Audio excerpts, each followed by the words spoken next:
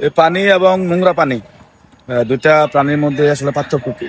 যেমন আমরা বোতলে যে পানি খাই, মিনারেল ওয়াটার, যেটা ড্রেনের পানি, এই দুই পানির মধ্যে আসলে ডিফারেন্টটা কোথায়? আসলে দুইটাই তো পানি, এবং এই দুইটাই কি আসলে আমাদের একই কাজে লাগে?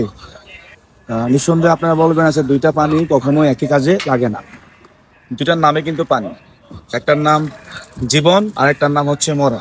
ঠিক সেম ভাবে আপনার জীবনে যত মানুষের সাথে মিশবেন, চলবেন, বা আশেপাশে যত মানুষগুলো থাকবে আপনার, সবাই কিন্তু আসলে মিনারেল ওয়াটারের মতো হবে না। কেউ কেউ আসলে ওই ডাস্টবিনের নোংরা পানির মতো হবে। আপনাকে ওই বুদ্ধিটা আপনার থাকতে হবে যে আসলে আপনি কোনটা কি ইউজ করবেন, কোনটা আপনি ব্যবহার করার পানি, কোনটা নোংরা পানি, এই পার্থক্যটা আপনাকে বুঝতে হবে।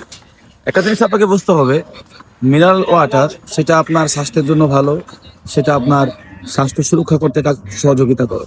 আর ডাস্টবিন ময়লা পানি সেটা আপনার দূষিত পানি, সেটা আপনার স্বাস্থ্যের ক্ষতি করে। সেম ভাবে আমাদের আশেপাশে কিছু মানুষ থাকে, যে কিছু মানুষ মিনারেল ওয়াটারের মতো, যে আপনাকে উৎসাহ দেয়, যে আপনাকে মোটিভেট করে, যে আপনাকে সহযোগিতা করে, যে আপনার সমালোচনা করে না। এবং এই মানুষগুলো হচ্ছে মিনারেল ওয়াটারের মতো, তারা আপনার ওদেরকে গ্রহণ করবেন, ওদের পাশে থাকবেন, ওদেরকে বন্ধু বানাবেন, তাহলে আপনার জীবনটা খুবই সুন্দর হবে। মিনারেল ওয়াটার যেমন জীবনকে বাঁচায়, এইসব মানুষগুলা আপনার কেরিয়ারটাকে বাঁচাবে।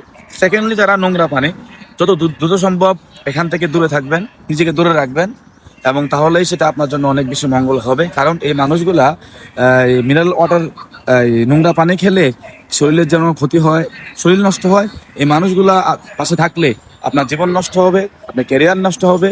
হ্যাঁ, সো আপনাকে আজকে বুঝতে হবে যে আপনাকে কোন মানুষের সাথে চলতে হবে, কার সাথে মিশতে হবে এবং কার সাথে মিশা যাবে না। এটা সব বুঝতে পারছেন?